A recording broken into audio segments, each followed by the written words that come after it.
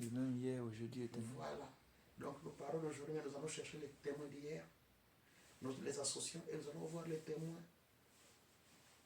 Les choses à venir, nous les associons. Et nous attestons que cette chose est vraie. C'est vrai.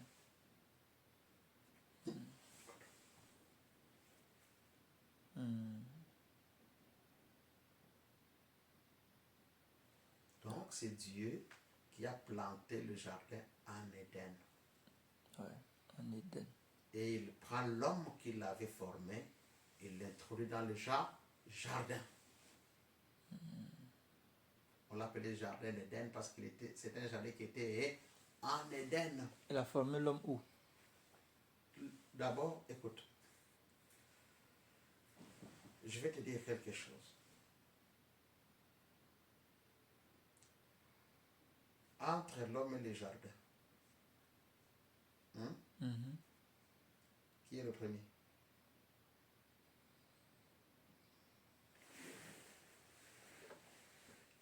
Il a planté d'abord le jardin avant de former l'homme. Non, lis l'écriture d'abord. L'homme a été déjà créé, L'homme. mais la formation. Non. N'entre pas dans la philosophie. On parle de l'homme créé, d'accord? Ou formé, d'accord? Hein? Donc la formation, la création, nous associons ça, nous simplifions la Bible, frère. Sinon tu vas devenir un philosophe comme Socrate. Donc Dieu crée l'homme, ok? Parce que Dieu ne peut pas planter un jardin s'il n'y a pas de cultivateur, frère. C'est ça. Hein? Sache très bien. Dieu commence d'abord par former l'homme parce que l'homme, c'est le Par créer l'homme, va former l'homme. Par créer ou former, garde ça comme ça. À garder les deux comme ça. Parce qu'à un moment donné, il faut qu'on simplifie les choses, frère, parce que sinon, tu vas commencer à faire de la philosophie. Hein? Mais c'est vous qui avez fait la différence. Non, mais je dirais aujourd'hui, garde ça là-bas comme ça. D'accord. Amen. Hein? Dieu crée l'homme. Ensuite, il plante un jardin en Éden. L'homme est créé avec la terre d'Éden, mais pas avec la terre du jardin. Amen. Ouais. D'accord? Donc quand maintenant Dieu plante le jardin, il prend maintenant l'homme qu'il a formé ou qu'il a créé, il l'introduit dans le jardin. Maintenant, il faut que tu comprennes comment Dieu introduit l'homme dans le jardin. Parce que quand Adam est introduit dans le jardin, Adam était un prince. Et le prince a entré par la porte orientale. C'est ça, Ézéchiel 49. C'est 49, hein? 44. 44? Oui.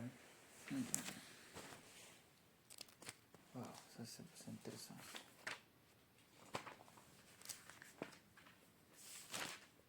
La vision du temple.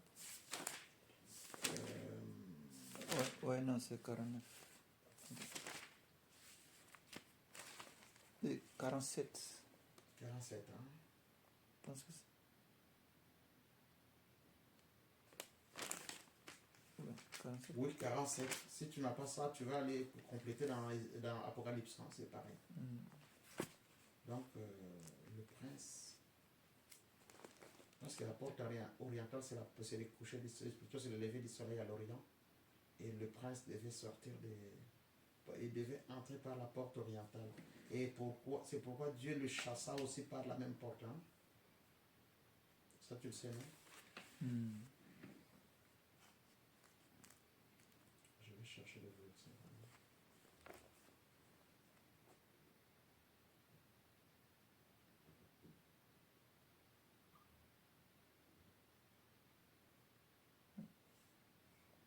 Ça, c'est ce que...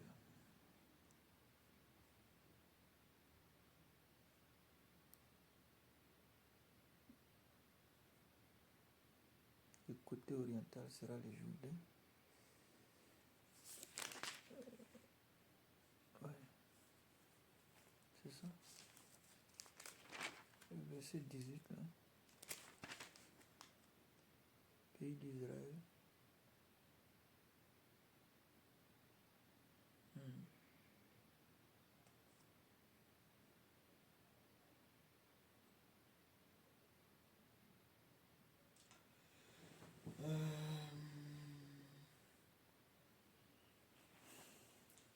Je veux que tu puisses lire Ézéchiel chapitre 44 à partir du verset 1. 44. Oui, à partir du verset 1 jusqu'au verset 3.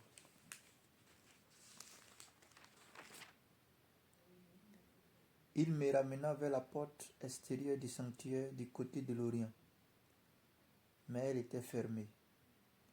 Et l'Éternel me dit, cette porte sera fermée, elle ne s'ouvrira point, et personne n'y passera, car l'Éternel, le Dieu d'Israël, est entré par là. Elle restera fermée. Pour ce qui concerne le prince pourra s'y asseoir pour manger le pain devant l'Éternel. Il entrera par le chemin du vestibule de la porte et il sortira par le même chemin. Voilà, c'est Adam. D'accord? On peut s'arrêter là pour l'instant. D'accord? Parce que si Dieu nous fait là, nous parlerons de la porte des septentrions. Tu sais pourquoi septentrion? C'est quoi le septentrion, frère? Je pense que c'est le côté nord. Le nord. Tu sais pourquoi ils appelaient ça septentrion? Septentrion. Septent, c'est 70. On reviendra, c'est pas grave. On met ça de côté, c'est pas notre sujet.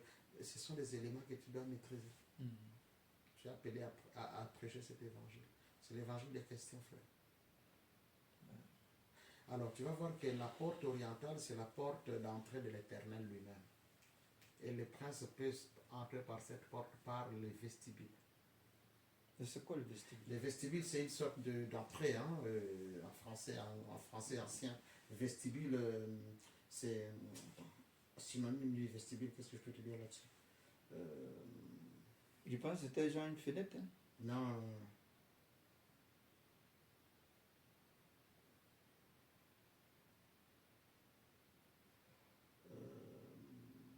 C'est le mystère. C'est une pièce d'entrée, c'est comme une sorte d'antichambre. Comment je peux dire ça? C'est pas la chambre principale. Non, le vestibule, c'est une entrée. De l'extérieur vers l'intérieur. Donc, les vestibules, en fait, si je regarde en français, les Français disent que les vestibules ont trois principales fonctions. Ils servent d'entrée ou d'espace de transition entre l'intérieur et l'extérieur. Donc, comprends que c'est à l'entrée. Le vestibule, c'est une sorte d'entrée. Le vestibule de la porte, c'est le vestibule ou la vestibule, je sais plus. Bon. Oui, c'est le vestibule. Donc, ça, c'est l'entrée du prince. Et le prince qui est entré là, c'est Adam. D'accord? Et il sortira par la même porte. C'est pourquoi les jours où on chasse Adam, il est sorti par la même porte qu'il a pris pour entrer. Ok? Mais quand Adam est introduit dans le jardin, c'est le prince qui est introduit dans le jardin. Il ne faut pas prendre ça à la légère. Les gens croient que comme ça, là, paf, on introduit Adam comme ça. Non. Le trône, quand il vient dans le jardin, c'est le fleuve. D'accord? Et ce fleuve, il vient de la porte orientale, parce qu'il coule sous le seuil de la porte orientale du temple ou du sanctuaire. Amen. Maintenant, quand il vient, parce que la Bible dit qu'un fleuve sortait du jardin. Il vient d'où? D'accord? Donc, le fleuve qui sort du jardin, c'est ça, Christ qui entre dans le monde. D'accord? Et de là, il se divise en 4 langages pour que ça nous saisisse très bien. Amen. D'accord? C'est le fleuve qui se divise en 4 bras. C'est le trône. Maintenant, quand il se divise en 4 bras, pour que Adam arrive au milieu du jardin où il y avait l'arbre de la vie, qui était la présence de Dieu. D'accord? De part et d'autre, on devait traverser combien de fleuves? Combien de bras? 2 bras. Oh, c'est là à comprendre, frère. Il y a 4 bras. Oui. Au milieu du jardin était l'arbre de vie. De vie. Or, Adam, dans le jardin, il était à proximité de l'arbre de la vie. D'accord? Parce qu'il mangeait l'arbre de la vie pour vivre dans le jardin. C'est ça. Parce que sans l'arbre, sans la consommation de l'arbre de vie, dans la vie, dans le jardin, il n'y a pas de vie. C'est pourquoi nous disons que Adam mangeait l'arbre de vie. C'est quand il pêche que Dieu maintenant lui interdit de toucher, d'avancer pour prendre l'arbre de la vie. D'accord? Amen. Alors maintenant, pour qu'il arrive au milieu du trône, ou bien au milieu du jardin, il devait traverser deux fleuves. D'accord? De part et d'autre, il devait traverser deux fleuves. Parce que le milieu, c'est deux fleuves d'un côté, deux fleuves de l'autre. Et le milieu, c'était l'arbre de vie, qui est le trône de Dieu. D'accord? C'est pourquoi Israël, pareil, pour accéder, il doit traverser deux fleuves. C'est ça, la mer Rouge et le Jourdain. D'accord? Pour revenir dans le jardin, qui est la terre de Canaan. Est-ce que tu comprends? Amen. C'est Dieu qui se répète. Amen. Et la Bible dit que c'était la figure de baptême. Donc Adam a été baptisé, frère. C'est cool. Tu vois? Donc il entre par la porte orientale. Et il ressort par la porte orientale. Quand Dieu le chasse du jardin, si Adam était formé avec la terre du jardin, il n'allait pas sortir du jardin. Parce que c'était chez lui. Mais il devait sortir parce qu'il n'était pas fait avec la terre du jardin. Il était fait avec la terre d'Éden. C'est cette terre ici-là. C'est pourquoi il est parti. Parce que si Adam était fait avec la terre du jardin, il serait immortel. D'accord? Mais cette terre c'est ici que nous avons vu que Dieu a soumis la création ici à la vanité.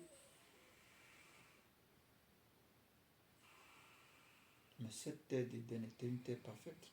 Non. Qui t'a dit que c'était une terre parfaite? C'est écrit. Est-ce qu'au début, Adam avait péché? On t'a pas compris. Parce qu'il y a un jour, on a parlé de ça dans les groupes. Là. Adam a péché et Adam n'a pas péché. D'accord? Non, je parle même au début.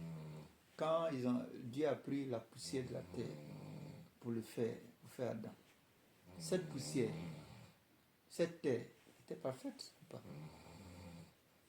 C'était pas parfait? Mais Dieu a dit tout ce qu'il a fait était bon. Moi, je te pose une question. Tout était bon.